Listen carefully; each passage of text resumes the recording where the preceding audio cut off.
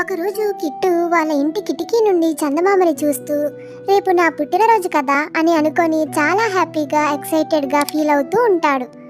ఆ రోజు రాత్రి చాలా ఆనందంగా పడుకుంటాడు. తర్వాతి రోజు తెల్లవారు లేచి చూస్తే కిట్టుకి ఎవ్వరూ పుట్టినరోజు శుభాకాంక్షలు చెప్పలేదు.